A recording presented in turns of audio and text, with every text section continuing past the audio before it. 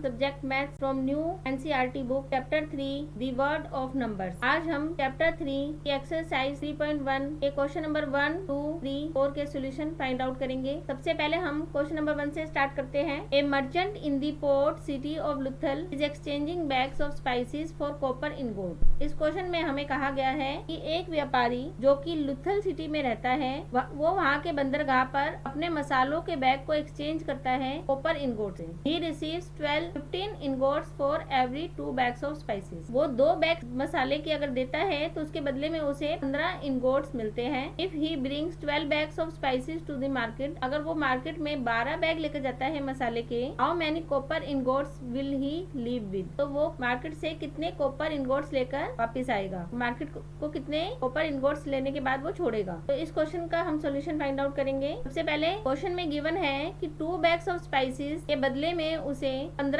इनगोट्स मिलते हैं। हम फाइंड करेंगे कि 1 बैग ऑफ स्पाइसेस के बदले में उसे कितने इनगोट्स मिलेंगे। इसके लिए हम 15 को 2 से डिवाइड करेंगे तो हमें एक बैग ऑफ स्पाइसेस के बदले में कितने इनगोट्स मिलते हैं ये पता चल जाएगा। लेकिन क्वेश्चन में हमसे पूछा है कि 12 बैग अगर वो मसालों के देता है तो बदले में उसे कितने इनगोट्स मिलेंगे।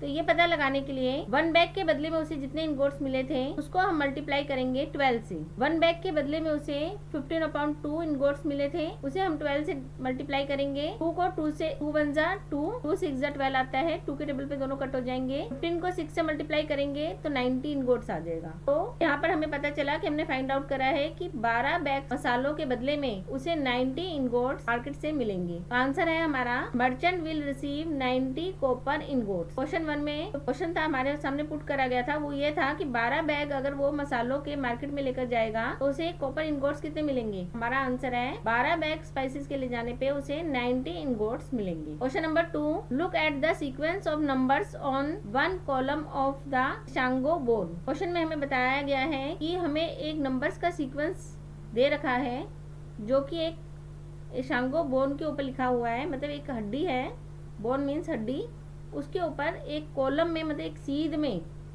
हड्डी पे एक सीध में ये सारे नंबर लिखे हुए हैं। और what do this number have in common, मतलब इन नंबर्स में क्या कॉमन है हमें ये बताना है। तो हम ध्यान से देखेंगे ये सारे नंबर जो है किसी और टेबल में नहीं आते, तो ये प्राइम नंबर है।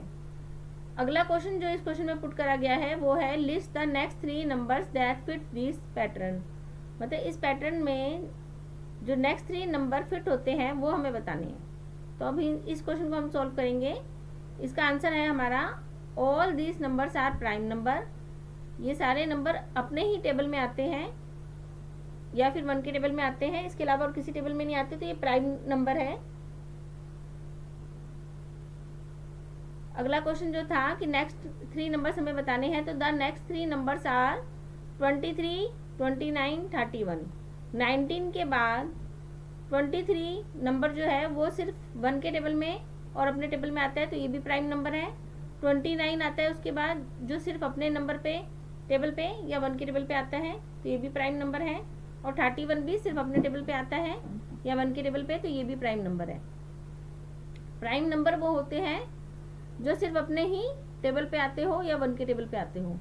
तो नेक्स्ट 3 प्राइम नंबर हमने बता दिए। तो क्वेश्चन नंबर 2 का सॉल्यूशन भी हमने यहाँ पे लिख दिया है। अब हम क्वेश्चन नंबर 3 को रीड करेंगे। We know that natural numbers are closed under addition. Question में हमें कहा गया है कि हम जानते हैं कि नेचुरल नंबर जो होते हैं, अगर हम 2 नंबर नेचुरल नंबर्स को ऐड करते हैं तो आंसर हमारा ऐड में आता है। The sum of any 2 natural numbers is always a natural number. Are they closed under subtraction. Question हमारा ये है क्या अगर हम 2 नेचुरल नंबर को सब्ट्रैक्ट करते हैं तब भी क्या आंसर नेचुरल नंबर आता है। Provide a couple of example to justify your answer, मतलब हमें 2 एग्जाम्पल देने हैं ये प्रूव करने के लिए कि हम जो आंसर दे रहे हैं वो सही है। तो हमारा आंसर जो है कि अगर हम 2 नेचुरल नंबर्स को आपस में सब्ट्रैक्ट करते हैं तो आंसर हमारा माइनस में आता है। तो आंसर है हमारा natural numbers are not closed under subtraction. जैसे था ना natural numbers are closed under addition, क्या सब्ट्रैक्शन में भी क्लोज्ड होता है? नहीं, natural number are not closed under subtraction, क्योंकि 2 नेचुरल नंबर्स को अगर हम प्लस करते हैं तो हमेशा आंसर नेचुरल नंबर ही आएगा। Natural number means positive answer आएगा। लेकिन अगर दो नंबर्स को हम सब्ट्रैक्ट करते हैं तो आंसर पॉजिटिव में भी आ सकता है और नेगेटिव में भी।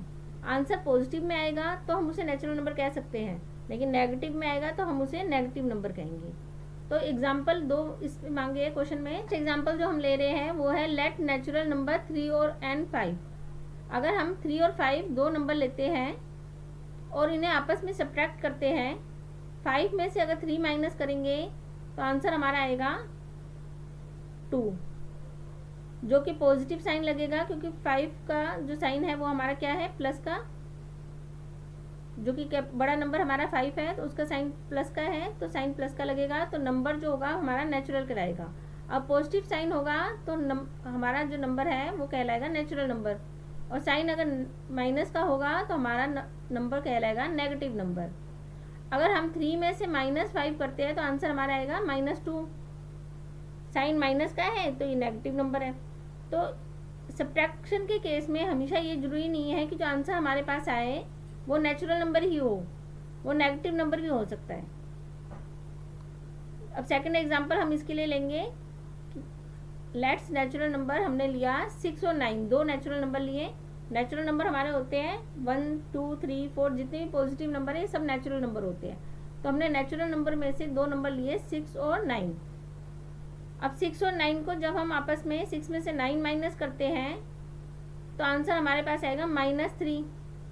माइनस में आंसर आया तो ये नेगेटिव नंबर है, और अगर हम 9 में से 6 माइनस करेंगे तो आंसर हमारे पास आएगा 3, और 3 के आगे पॉजिटिव साइन है, मतलब प्लस का साइन है, तो ये हमारा नेचुरल नंबर है।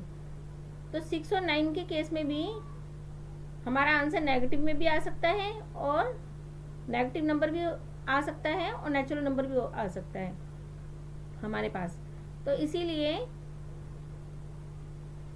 Natural numbers are not closed under subtraction, मतलब सब्ट्रैक्शन के केस में हमेशा ही आंसर जो आएगा वो नेचुरल नंबर होगा। ये जरूरी नहीं है, नेगेटिव नंबर भी आ सकता है, जिसके लिए हमने दो एग्जांपल दे दिए। पहला एग्जांपल हमारा 3 और 5 का था, और दूसरा एग्जांपल हमारा 6 और 9 का था। ठीक है, अब हम क्वेश्चन नंबर 4 सॉल्व करेंगे। क्वेश्चन नंबर 4 में हमें कहा गया है ancient Indian use the joint of their fingers to count, मतलब पहले के इंडियन जो थे वो काउंटिंग करने के लिए अपनी फिंगर्स के जॉइंट्स का यूज करते थे। A practice still seen today, आज भी ये देखने को मिलता है।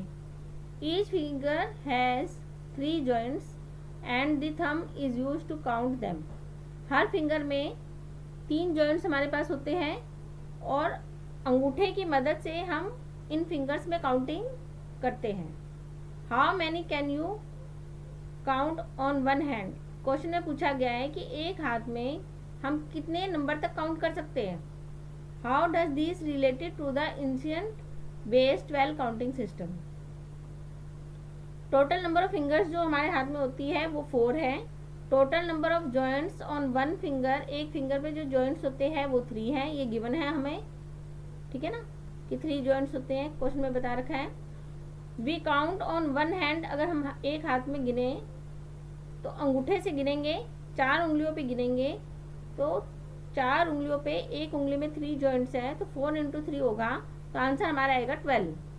तो this is ancient base 12 counting system, यही एंशिएंट बेस 12 काउंटिंग सिस्टम है, ठीक है ना, जो हमने अभी देखा कि कैसे एक फिंगर पे हम 3 नंबर तक काउंट कर सकते हैं, और टोटल 4 फिंगर्स है तो हम 12 तक काउंट कर सकते हैं एक हैंड पे। तो यहीं पे हमारा एक्सरसाइज 3.1 के क्वेश्चन 1, 2, 3 और 4 सॉल्व हो गए हैं। अगर वीडियो आपको पसंद आई हो तो लाइक एंड शेयर करें, चैनल को सब्सक्राइब करें और बेल आइकन ज़रूर दबाइए, ताकि ऐसी ही और वीडियो सबसे पहले आप तक पहुंच सके। मैं मिलती हूं आपसे अगली वीडियो में, जिसमें हम चैप्टर 3 की एक्सरसाइज 3.2 के सॉल्यूशंस फाइंड आउट करेंगे। Thanks for watching.